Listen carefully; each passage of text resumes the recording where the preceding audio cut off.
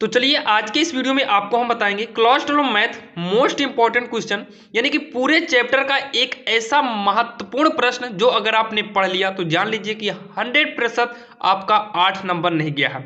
यहां पर आपको विश्वास तो नहीं होगा कि आखिर ये सवाल आए कि ना आए, तो इसके लिए हम आपके सामने प्रूफ रखे हैं जैसे कि आपको हम दिखाने चल रहे हैं। यहां पर देखिए ये वाले सवाल हम नोट कर रखे हैं जो कि आपने अभी देखा था, और सेम इसी सवाल का मॉडल जैसे यहाँ पर निम्नलिखित समीकरण निकाय को आव्यूह विधि से हल करना है, सेम यही सवाल और किस तरीके से पूछ सकती है पहले ये देख लीजिए। तो यहाँ पर देखिए हम पीछे हटाते हैं तो ये सवाल आपके सामने है। तीन संख्याओं का योग 6 है, मतलब x plus y plus z होगा। तीन संख्या मानेंगे तो x plus y plus z बराबर 6 होगा। यदि हम तीसरी संख्या को 3 से गुणा करें तो दूसरी संख्या में जोड़ दें तो हमें 11 प्राप्त होता है। इसका मतलब अगर इसको भी सॉल्व करेंगे तो 3 समीकरण मिलेगा, जैसे इसके पहले हमने आपको 3 समीकरण दिखाया था। और साथ में आव्यूह विधि से हल करना है, जो कि ये सवाल आपने देखा ये आव्यूह विधि से इसे भी सॉल्व करना है। इसका मतलब अगर आपने ये वाली सवाल पढ़ लिया तो आपको ये वाली सवाल पढ़ने की जरूरत नहीं है। अभी रुकिए नहीं, अभी और है। यहां पर देखो ये एक सवाल है, आप 8वीं नंबर देख सकते हैं, ये भी आपका आव्यूह चैप्टर से लिया गया है, बाकी आप बुक में देख सकते हैं। ये भी सवाल आपका पूरे 8 नंबर का है, ध्यान देना ये भी काफ़ी इंपॉर्टेंट है। और अगर आपने उस सवाल को पढ़ लिया जो भी हम आपको बताने जा रहे हैं तो आप इसको भी चुटकियों में कर लेंगे, बस थोड़ा सा आपको हिंट देना पड़ेगा। और सेम इसी का मॉडल यहाँ पर आपको हम दिखा दें। ये देखिए ये दिया है 4 केजी प्याज, 3 केजी गेहूं और 2 केजी चावल का मूल्य 60 रुपये है। यानी कि अगर आपने उसे पढ़ लिया तो आपको ऐसे ही 3 समीकरण बनेंगे। कैसे बनेंगे अभी आपको हम बताएंगे। बाकी ऐसे समीकरण बनाने के बाद आप उसको भी सॉल्व कर सकते हैं, मतलब इसे भी सॉल्व कर सकते हैं। केवल आप ये वाला पढ़ लीजिए। तो आपने देखा अगर एक सवाल आपका फाइनल हो गया तो आपका बाकी 4 सवाल अपने आप हो गए।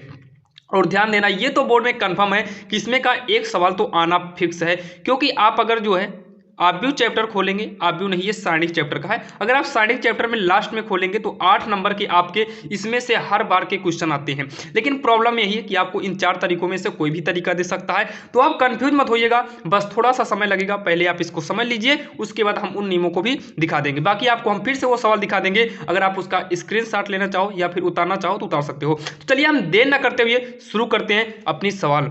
देखिए जब भी ऐसे सवाल आपको बोर्ड एग्जाम में आएगी तो सबसे पहले तो आप कोशिश करना इस समीकरण को बोर्ड एग्जाम में प्रश्नोत्तर संख्या डालने के बाद इसे नोट करिएगा। उसके बाद यहां पर लिखना समीकरण, तो यहां पर आपको लिखना होगा समीकरण निकाय को ax, ध्यान देना ax बराबर b के रूप में व्यक्त करने पर। जब भी ऐसा आप व्यक्त करेंगे तो यहां देखिए आपका a क्या होगा, सबसे बड़ा कंफ्यूजन है आखिर a क्या आएगा।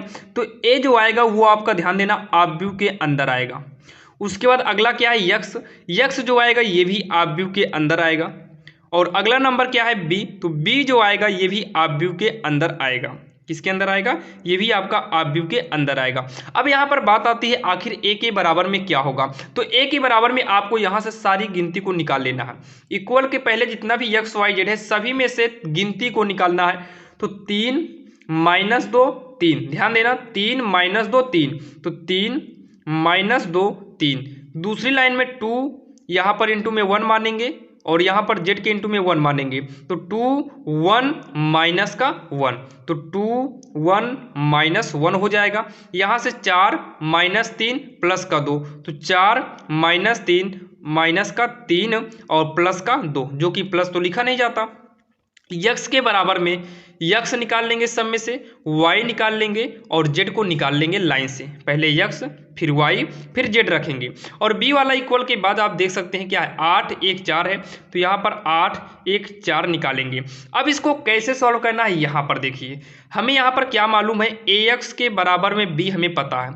अगर हम यहाँ से यक्स निकाले तो सबको पता है कि ए का पक्षांतर करेंगे तो ए और यक्स के बीच में एक इंटू है, तो ए का पक्षांतर करेंगे बटे में आएगा। बटे से अगर हम ऊपर ले जाएं तो ए इनवर्स हो जाएगा यहाँ पर बी, और ये हो जाएगा हमारा समीकरण 1 मान लेते हैं। क्या करेंगे, समीकरण 1 मान लेंगे। अब यहाँ पर देखिए हमें चाहिए ए इनवर्स, हमें क्या चाहिए ए इनवर्स चाहिए और बी चाहिए, तो जो कि बी हमें मालूम है, ए इनवर्स नहीं मालूम है, तो अब हम निकालेंगे ए इनवर्स को। और ए इनवर्स निकालेंगे कैसे, ए के जरिए।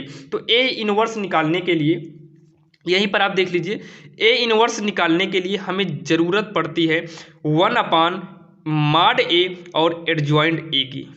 तो हमें सबसे पहले मॉड ए निकालना होगा, उसके बाद एडजॉइंट ए निकालेंगे, फिर जाके हम ये वाला फार्मूला लगाएंगे तो हमारा ए इनवर्स निकल कर आएगा। तो चलिए हम देर न करते हुए अब शुरू करते हैं मॉड ए निकालने का, यानी कि सारणी के अंदर ए होना चाहिए। अगर यहाँ पर सारणी के अंदर ए है, मतलब इसे सारणी में कर दिए ए को, तो ये जो आव्यूह लगा ये हटकर सारणी के रूप में चेंज हो जाएगा। 3 -2 3 2 1 -1 4 -3 2, ये हो गया। अब आपको तो इतना तो पता होगा आखिर सारणी को कैसे सॉल्व करते हैं। अगर नहीं पता है तो देखिए, सबसे पहले जब भी ऐसे सारणी आपके सामने आए तो ये वाला आपको किनारे या तो इधर से चूज करना होगा, यानी कि आप या तो इस लाइन को यूज करो या तो इस लाइन को यूज करो। कैसे यूज करना है यहाँ पर देखिए, जब ये यूज करेंगे तो प्लस में ध्यान देना, ये प्लस पॉइंट होता है, फिर इसके नीचे बढ़ेंगे माइनस का पॉइंट, फिर प्लस का पॉइंट, प्लस का पॉइंट इधर आएंगे तो माइनस का पॉइंट, इधर आएंगे तो प्लस का पॉइंट होगा। तो हम ये वाली लाइन यूज करेंगे, ध्यान देना। तो हम प्लस का 3 लेंगे, जो कि 3 के आगे प्लस तो लिखा नहीं जाएगा, यहाँ पर एक सारणी लगाएंगे। जब इस वाली लाइन को लिए हैं तो यहाँ पर मान लीजिए किसी इंसान को खड़ा कर दिया जाए, उसको हम इधर लिखवाएं तो ये पूरी लाइन कवर हो जाएगी, और इसको नीचे दिखाएं तो ये लाइन कवर हो जाएगी। तो हमारे पास कितने नंबर बचे, तो 4 नंबर। कौन कौन से हैं, तो आप यहाँ पर देख सकते हैं 1 -1 -3 2, देखिए 1 -1 -3 2। तो यहाँ पर नोट करेंगे 1 -1 -3 2, और यहाँ पर सारणी बंद करेंगे। प्लस पॉइंट यूज किए थे, अब यहाँ पर माइनस यूज करेंगे तो माइनस का 2 यूज करेंगे। फिर वही काम करना है, ना तो आपको इसके सामने वाली पंक्ति लेना है, यहाँ पर देखिए पंक्ति को भी नहीं लेना है और इस स्तंभ को भी नहीं लेना है। तो 4 नंबर कौन कौन से बचे, -2 3 -3 2। तो यहाँ पर लिखेंगे -2 3 -3 2, हो गया सारणी के अंदर। प्लस का लास्ट यानी कि 4 लेंगे, जब 4 लेंगे तो ना तो पंक्ति ली जाएगी ना तो स्तंभ, बचा कितना, -2 3 1 -1 -2 3 1 माइनस का 1 बचा। अब इसको करते हैं सॉल्व, तो 3 लिखेंगे। अब यहाँ पर तिरछा गुणा कर देंगे, कैसे, 1 2 2, बीच में माइनस का चिन्ह लगता है, -3 देखिए इधर से गुणा किए थे, अब इधर से करेंगे तो -3 का गुणा -1 में करेंगे तो माइनस माइनस प्लस, 3 का नाम 3, प्लस का 3 आएगा तो यहाँ पर 3 अकेले लिखेंगे, प्लस से मतलब है ही नहीं, माइनस का 2।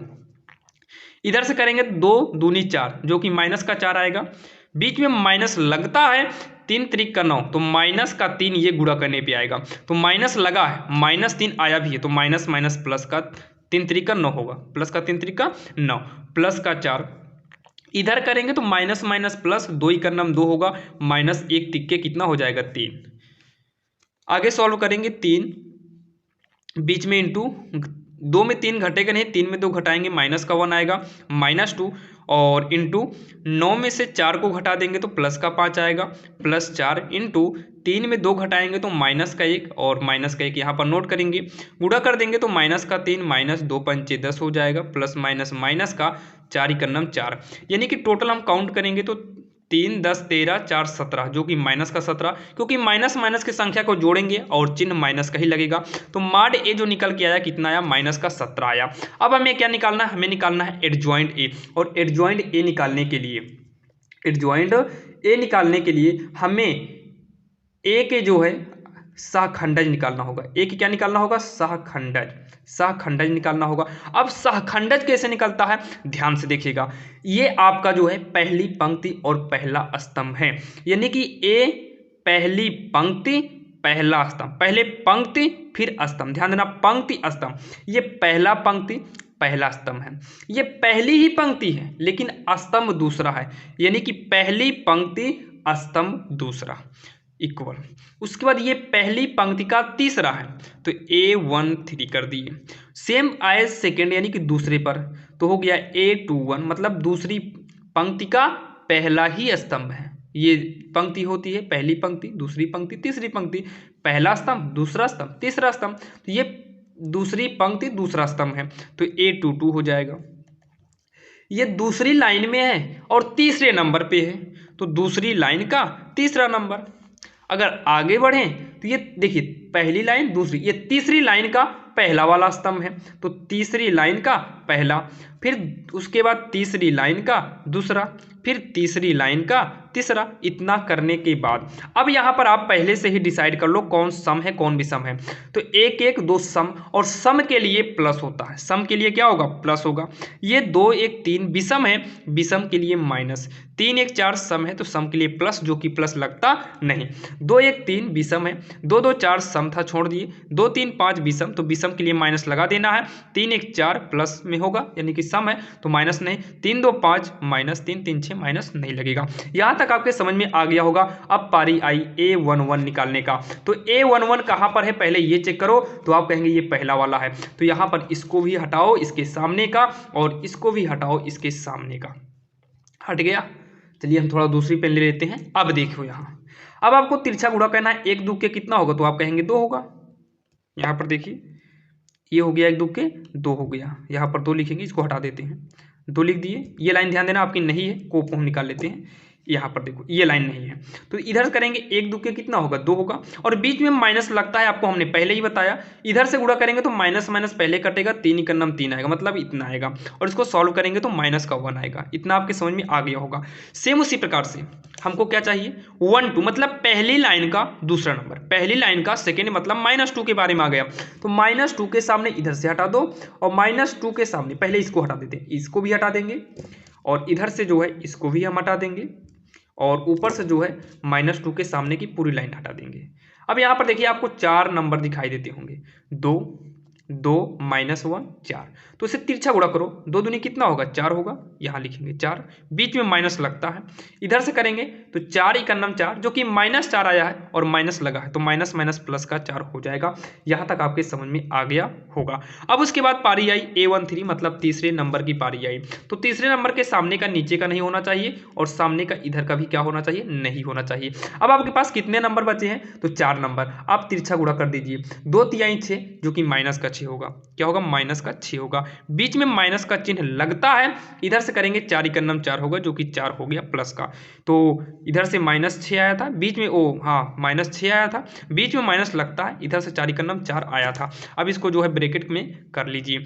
अब सेम इसी प्रकार से इसको सॉल्व कर लो पहले, तो माइनस का 8 आएगा, और माइनस माइनस जुड़ेगा, चिन्ह माइनस का ही, 6 4 10 आएगा। और सेम इसी प्रकार से आप इसको निकालेंगे तो -5, यानी कि माइनस तो लगा है, 5 अकेले आएगा। इसको निकालेंगे -6 आएगा, इसको निकालेंगे तो -1 आएगा, तो माइनस पहले से था, माइनस माइनस प्लस का 1 हो जाएगा। ऐसे हम इसको निकालेंगे तो -1 आएगा, इसे निकालेंगे माइनस का 9 आएगा, तो यहाँ पर माइनस माइनस कटेगा और 9 अकेले बचेगा। और ये वाला आएगा कितना आएगा, ये वाला भी हमारा 7 आएगा। अब यहाँ पर एक बार हम आपको दिखा देते हैं आखिर ये वाला लास्ट वाला कैसे आया, क्योंकि आपको मान लीजिए हमने डायरेक्टली लिख दिया। अगर कोई भी प्रॉब्लम हो तो कमेंट बॉक्स में कमेंट जरूर करिएगा। मान लो जैसे आपको 3 3 निकालना है, तो तीसरी लाइन के तीसरे स्तंभ में आ जाओ, तो फर्स्ट सेकेंड थर्ड की लाइन में तीसरे स्तंभ में आ गए। मतलब आप बात करेंगे 2 की, तो 2 के सामने का इधर का भी नहीं लेंगे, और 2 के सामने का इधर भी नहीं लेंगे। आप वैसे भी देख सकते हैं, 3 का नाम हो जाएगा 3, और बीच में माइनस लगता है, 2 दूनी 4 माइनस का, माइनस माइनस प्लस, मतलब 4 3 7 होगा, जो कि हमने यहाँ पर 7 लिखा था। यहाँ तक आपके समझ में आ गया होगा। तो चलिए हम देखते हैं इससे जो नया एक जो है आव्यूह बनेगा। तो यहाँ पर देखिए, इसको थोड़ा हम ऊपर कर देते हैं, ये देखिए। इतना करने के बाद अब इसके बाद जो है आपको क्या करना है, इसके बाद जो है इस थोड़ा पेज को हम निकाल लेते हैं, हाँ इसको हम ऊपर कर दिए। चलिए इतना करने के बाद आपको क्या करना है, आपको यहाँ पर शाखंड से आव्यूह को निकालना है, जिसको हमने एडजॉइंट ए अभी बोला था। क्या बोला था, एडजॉइंट ए निकालना है। तो एडजॉइंट ए निकालने के लिए आपको A11, इसलिए हमने लाइन से लिखा है। तो -1 -8 -10, -1 -8 -10। सेकेंड लाइन में क्या आया, -5 -6 -6 केवल 1 है, तो ये प्लस का केवल 1 है। उसके बाद यहाँ पर कितना है, -1 है, -1 9 7, -1 9, और यहाँ पर कितना है 7 है। इसको आपको रखना है आव्यूह के अंदर, और साथ में यहाँ पर डैश मानना होगा। अब इसका डैश निकालेंगे तो -1 -8 -10, जो इस लाइन में है, डैश निकालेंगे तो सीधा इस लाइन में हो जाएगा, इधर है इधर हो जाएगा, तो -1 -8 10। जो दूसरी लाइन में इधर गया है वो दूसरे स्तंभ में हो जाएगा, -5 -6, ये केवल प्लस का 1 था तो प्लस का 1 कर लिए। और जो तीसरे में है, ये तीसरी लाइन -1 9 7, -1 9 7, इसको भी आव्यूह के अंदर निकालना है। और जो आपका एडजॉइंट ए निकल के आया है वो यही एडजॉइंट ए है। अब यहाँ पर देखिए ये हमारा एडजॉइंट ए भी निकल के आ गया। अब यहाँ पर अगर आप देखिए तो यहाँ से अब हमें निकालना होगा ए इनवर्स। क्या निकालना होगा? यहाँ से ए इनवर्स निकालना होगा। अब पारी आई, आखिर हम ए इनवर्स को कैसे निकालेंगे? अब यहाँ पर देखिए हमें चाहिए क्या? हमें चाहिए एडजॉइंट ए। एडजॉइंट ए तो निकल आया, अब हमें चाहिए ए इनवर्स। तो ए इनवर्स के लिए हमें चाहिए 1/mod में ए, और यहाँ पर क्या चाहिए? Adjoint A. तो इक्वल 1/mod ए कितना आया था? अगर आप देखें तो इसके पहले हमने निकाला था mod ए, जो आया था वो -17 आया था। तो -17 कर देते हैं। उसके बाद आव्यूह में एडजॉइंट ए जो निकाले थे ये निकल कर आया है। तो -1 -5 -1 -8 -6 9 10 1 7 ये हमारा एडजॉइंट ए आया था। इसका मतलब ए इनवर्स जो निकल के आया वो ये निकला है। अब हम यूज करेंगे समीकरण 1 का। किसका? समीकरण 1 से। अब आपको हम समीकरण 1 एक बार दिखा देते हैं। यहाँ पर देखिए यक्स बराबर ए इनवर्स माइनस का बी था, तो तुरंत यहाँ पर हम क्या करेंगे? यक्स बराबर ए इनवर्स माइनस नहीं ए इनवर्स बी है। तो ए इनवर्स अगर हम बात करें तो ए इनवर्स कहाँ पर है? ये है। तो 1/-17 आव्यूह के अंदर -1 -5 -1 -8 -6 9 10 1 7 होगा। ये भी आपके समझ में आ गया होगा। ए इनवर्स बी रखेंगे तो यहाँ पर बी का मान रखेंगे। बी का मान आपको हम दिखा दें, इसके पहले ही बताए थे। बी का मान कितना है? 8 1 4, जो कि आप समीकरण में देख सकते हैं 8 1 4। तो 8 1 4 हो गया। अब यहाँ पर आपको गुणा करना होगा। क्या करना होगा? गुणा करना होगा। और शायद आपको आव्यूह का गुणा आता होगा, अगर नहीं आता है तो कोई बात नहीं। आव्यूह का गुणा कैसे करना है यहाँ पर देखिए। पहले 1/-17 नोट करेंगे। तो 1/-17 आव्यूह का जो गुणा होता है ये पंक्ति गुणे स्तंभ के रूप का होता है। पंक्ति में ऐसे जाएंगे, स्तंभ में सीधा आएंगे। तो ध्यान से देखिए, इसमें देखिए इस लाइन में आगे बढ़ते जाएंगे, इधर भी आगे बढ़ते जाएंगे। तो -1 का गुणा अगर हम 8 में करेंगे तो 1 8 8 होगा, माइनस लगा है तो क्या हो जाएगा? -8। उसके बाद हम इसके आगे बढ़ेंगे -5 में, इसके आगे बढ़ेंगे 1 में। तो -5 का 1 में करेंगे तो -5 करना -5 -5 करना -5 होगा। इसके आगे बढ़ेंगे -1, इसके आगे बढ़ेंगे 4। तो -1 चौके क्या होगा? तो -4 होगा, माइनस का 4 लिख देंगे, काम खत्म। इसके नीचे सेकंड में आएंगे और यहाँ शुरू फिक्स कर देंगे। तो -8 8 कितना हो जाएगा? -64 होगा। आगे बढ़ेंगे -6, आगे बढ़ेंगे माइनस करें +1, तो -6 करना -6 होगा। आगे बढ़ेंगे 9, आगे बढ़ेंगे 4, 9 चौक कितना होगा? 36, जो कि प्लस का 36 होगा। तो यहाँ पर प्लस का 36 करेंगे। अब यहाँ पर नीचे खत्म हो गया। फिर से इसके आगे यानी कि नीचे बढ़ेंगे और यहाँ पर ऊपर आएंगे। 10 8 80 होगा। आगे बढ़ेंगे 1, यहाँ पर भी 1 1 ही का नाम 1 होगा, जो कि प्लस का 1 है। आगे बढ़ेंगे 7, यहाँ पर बढ़ेंगे 4, तो 7 चौक 28 होगा, जो कि प्लस में ही 28 होगा, प्लस छिपा होता है यहाँ पर। देखिए इतना करने के बाद अब आपको क्या करना होगा? 1/-17 इसको जोड़ देते हैं। तो 8 5 13, 13 में 4 जोड़ेंगे तो -17 आएगा। जब इसको आपस में हम सॉल्व करेंगे तो 64 में 6 जोड़ेंगे 70 आएगा। 70 में हम 36 को अगर हम घटाएं तो 70 में 36 घटाएंगे, नहीं 34 घटाएंगे, 70 का आधा कर देंगे तो आएगा 35, यानी कि 34 आएगा। वो भी माइनस का 34 आएगा। 80 एक हो जाएगा 81, 81 में अच्छा यहाँ पर थोड़ा देखिए, थोड़ा सा यहाँ मिस्टेक हो गया। ये -10 है तो ये भी -10 होगा, तो ये भी माइनस का होगा और यहाँ पर भी माइनस होगा। और शायद आप समझ गए होंगे, थोड़ा सा मिस्टेक था, माइनस प्लस में, तो यहाँ पर भी माइनस होगा। तो 88 में नहीं 28 में एक जोड़ेंगे 29 होगा, और 80 में 29 को घटा देंगे तो आएगा माइनस का, क्योंकि माइनस की संख्या बड़ी है तो माइनस का 51 आएगा। आप जोड़ घटा सकते हैं। अब उसके बाद 1/17 है तो 1/-17 को रहने दो। इन सब में से कॉमन ले लो, तीनों में माइनस है तो इंटू माइनस ले लिए। सब में 17 कॉमन ले लिए। ध्यान देना आव्यूह के अंदर सब में कॉमन लिया जा सकता है। जब इसमें 17 कॉमन लेंगे तो 1 बचेगा, 17 कॉमन लेंगे 17 दूनी 34, 17 3 51, इतना बचेगा। -17 को -17 से हम काट देंगे तो हमारा जो ये वैल्यू आई है वो यक्स बराबर आई है 1 2 3। बटा उटा कुछ नहीं रहेगा, ये थोड़ा मिस्टेक हो गया, बटा लग गया है, बाकी बटा नहीं रहेगा। अब उसके बाद यक्स को हम क्या माने थे, इसको भी आपको हम दिखा दें। तो यक्स को हम जो माने हैं यहाँ पर देखिए, यक्स को माने हैं यक्स वाई जेड। तो यहाँ पर करेंगे यक्स वाई जेड, आव्यूह के अंदर रखेंगे इक्वल 1 2 3 कर देंगे। यहाँ तक आपके समझ में आया होगा। अब कर देंगे सीधा तुलना। क्या लिखेंगे? तुलना करने पर तो यक्स ऊपर है, यहाँ पर 1 है तो यक्स बराबर 1, वाई ऊपर बीच में है, यहाँ पर 2 है तो वाई बराबर का 2, यहाँ पर जेड है, यहाँ पर 3 है तो जेड बराबर का 3। और यही हमारा फाइनल आंसर हो जाएगा, जो कि आपके समझ में आ गया होगा। अगर आपको ये वाली सवाल समझ में आ गई है, ध्यान देना, अगर आपके समझ में ये सवाल आ गई है तो आप जो है ये वाली सवाल आप बिल्कुल बिना बेहिचक बिना किसी डर के कर सकते हैं। अब यहाँ पर सबसे बड़ी प्रॉब्लम है आखिर हम इसे करेंगे कैसे, तो ध्यान से देखिए। इसको करने का जो तरीका है, जब भी आपके बोर्ड एग्जाम में ऐसी सवाल आएगी तो घबराइएगा नहीं, क्योंकि इसके पहले आपने जो सवाल देखा है आपको हम फिर से एक बार दिखा देते हैं। तो वो वाली सवाल यहाँ पर देखिए, ये देखिए यहाँ पर नॉर्मली जो है समीकरण दिया था, लेकिन यहाँ पर नॉर्मल नहीं दिया है। तो ये नॉर्मल जो समीकरण दिया है ये भी नॉर्मल है, लेकिन इसको नॉर्मल पहले हमें बनाना होगा। कैसे बनाना होगा यहाँ पर देखिए। तो इसको बनाने के लिए सबसे पहले यहाँ पर हम साइड में कर दे रहे हैं, आप नीचे करिएगा बोर्ड एग्जाम में अगर आया तो, और आएगा भी, ध्यान देना 4 में से तो कोई एक कन्फर्म है आएगा, बाकी आप बुक में मिला सकते हैं। बुक से तो इंपॉर्टेंट है, तो आप खुद ही समझ सकते हैं ये सवाल कितना इंपॉर्टेंट है। तो 2 की बटे में यक्स है क्या, तो यहाँ पर नीचे ही कर देते हैं, थोड़ा नीचे नहीं, नीचे दिखाई नहीं देगा तो हम साइड में कर दे रहे हैं। यहाँ पर इसी के नीचे जो है लिखना सबसे पहले माना, यहाँ पर देखिए 2 बटे यक्स है, मतलब 2 को हटाएंगे तो 1 बटा यक्स होगा, 3 को हटाएंगे तो 1 बटे वाई होगा, 10 को हटाएंगे तो 1 बटे जेड होगा। तो 1 अपान यक्स को जो है ए मान लेते हैं, 1 अपान वाई को बी मान लेते हैं, और 1 अपान जेड को सी मान लेते हैं। तो 2 को हटाएंगे तो 1 अपान एक्स, मतलब 2 ये हो गया, प्लस में ये हो जाएगा 3b हो जाएगा, और ये हो जाएगा 10z होगा बराबर का 4। ये क्या बनेगा, ये बन जाएगा 4 हटाएंगे तो 1 अपान एक्स बचेगा, यानी कि 4 के गुणा में 1 अपान एक्स करेंगे तो आएगा। तो 1 अपान एक्स को हमने ए माना है, यहाँ माइनस है, क्या माइनस कर लो, 6b हो जाएगा, क्योंकि 1 अपान वाई को b माने हैं, प्लस में 5z होगा इक्वल का 1 होगा। ये वाला क्या होगा, 6a होगा, प्लस में 9b होगा, माइनस में 20, अच्छा यहाँ सी नहीं, यहाँ ओ जेड कह रहे हैं, यहाँ पर सी रहेगा, जेड नहीं सी है, और यहाँ पर भी सी रहेगा इक्वल का 2।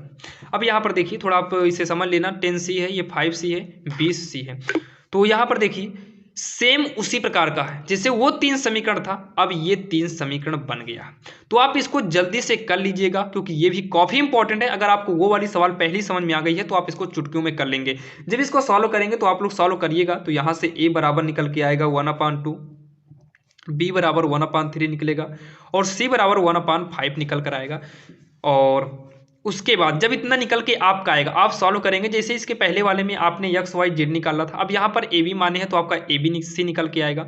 लास्ट में जब ए बी सी ऐसे निकल कर आएगा तो आपको ए के स्थान पे क्या माने थे, तो ए के स्थान पे 1 अपान यक्स है, तो यहाँ 1 अपान यक्स बराबर 1/2 कर लेंगे, तिरिया गुणा करेंगे, यक्स इकन्नम यक्स, 2 इकन्नम 2 कर देंगे, गोला मार देना। बी के स्थान पर यूज करेंगे 1 अपान वाई बराबर 1/3, तिरिया गुणा करेंगे वाई, 3 इकन्नम होगा 3, ये हो गया। सी के स्थान पर क्या करेंगे 1 अपान जेड करेंगे, तो 1 अपान जेड बराबर 1/5, तिरिया गुणा करेंगे जेड बराबर 5 इकन्नम 5 हो जाएगा। यानी कि लास्ट में आपको लिख देना है अतः x बराबर 2, y बराबर 3 तथा z बराबर 5 होगा। इस तरीके से आप लिखकर आंसर कर लेना, लेकिन ध्यान देना इसको सॉल्व अच्छे से जरूर करिएगा। और लास्ट में जो है x का मान 2 3 5 लाकर आप इसी में रख देना। अगर आपका 4 आ गया तो जान लेना आपका आंसर करेक्ट है। तो चलिए यहाँ पर देखिए, ये वाली सवाल तो काफ़ी इंपॉर्टेंट है, क्योंकि ऐसी भी सवाल आ सकती है, और ये सवाल जो है आपको एनसीईआरटी में भी देखने को मिलेगी, और शायद हमने एनसीईआरटी से इसको नोट भी किया है। और आप जो है आपके पास जो भी बुक होगी मिला सकते हैं, हम भाई बुक से उतारे हैं तो हम ये बार बार कह सकते हैं, दावे के साथ कह सकते हैं कि आप इस सवाल को बुक में मिला सकते हैं। ये बुक में मिलेगी और काफ़ी इंपॉर्टेंट भी ये सवाल है। अब यहाँ पर देखिए, जब ऐसा कंडीशन आएगा तो प्याज की बात किया है, गेहूं की बात किया है, चावल की बात की, मतलब तीनों के मूल्य के बारे में बात किया है। तो यहाँ पर लिख देंगे माना प्याज का मूल्य, या लिख देंगे माना प्रति ग्राम प्रति केजी मतलब 1 केजी प्याज का मूल्य यक्स। दूसरा क्या बात किया है, गेहूं का मूल्य वाई रुपए, यहाँ पर भी रुपए लगा देना। तथा तीसरा क्या बात किया है, चावल का, तथा चावल का मूल्य जेड रुपए है, इतना मान लेना जेड रुपए है। तो 4 प्याज यानी कि 4 यक्स प्लस 3 वाई प्लस 2 चावल के लिए हम क्या माने हैं, चावल को जेड, तो 2z बराबर टोटल मूल कितना हो रहा है 60। आपका पहला इक्वेशन यानी कि समीकरण बन गया। फिर 2 4 6 दिया है तो 2x 4y 6z बराबर कितना हो जाएगा 90 हो जाएगा। थर्ड में आएंगे 6 2 2 है 6x 2y और 2z बराबर 70 हो गया। बाकी इसमें अगर आप कॉमन लेके सरल करना चाहो तो 2 कॉमन लेके काट देना, यहाँ पर भी 2 कॉमन लेके काटना चाहो काट देना, आपका सरल हो जाएगा। बाकी आप इतना भी करेंगे, इससे भी आप करेंगे तो आपका फाइनल आंसर लास्ट में तो आना ही आना कंफर्म है। तो सेम देखिए आपकी पहली मॉडल की सवाल मिली कि नहीं, सेम वही पहली मॉडल की ही सवाल है। ये काफ़ी इंपॉर्टेंट है, आप पढ़ के जाना, क्योंकि ऐसे सवाल तो बोर्ड एग्जाम में पूछा जाना 100% कंफर्म है। तो चलिए देर करना करते हुए एक सवाल इस मॉडल की, ये भी काफ़ी इंपॉर्टेंट है, सेम उसी प्रकार से है। अगर आप इसका स्क्रीनशॉट लेना चाहे तो ले सकते हैं। बाकी अगर आप इसका सोल्यूशन चाहते हैं तो हमने ये आपको एक मॉडल पेपर बनाया था आपके लिए, जो चैप्टर 4 का था, काफ़ी इंपॉर्टेंट था और बहुत सारे बच्चों ने देखा भी है। इसका लिंक हम डिस्क्रिप्शन में दे देंगे, जहां पर जाके आप इसका सोल्यूशन भी देख सकते हैं। ये सवाल नंबर 10 भी है, आप उसमें जो है इस सवाल को भी देख सकते हैं। तो चलिए अब देर ना करते हुए मिलते हैं किसी अन्य वीडियो में। बाकी वीडियो काफ़ी लंबा हो गया है और शायद अगर आपने इस पर समय दिया है, मेहनत किया है, तो ये सवाल आपके माइंड में फीड हो चुका होगा और ये सवाल आपके समझ में आ गई होगी। तो चलिए मिलते हैं किसी अन्य वीडियो में, और ऐसे ही वीडियो के लिए हमारे चैनल को सब्सक्राइब जरूर करिएगा। तो चलिए मिलेंगे किसी अन्य वीडियो में, तब तक के लिए जय हिंद।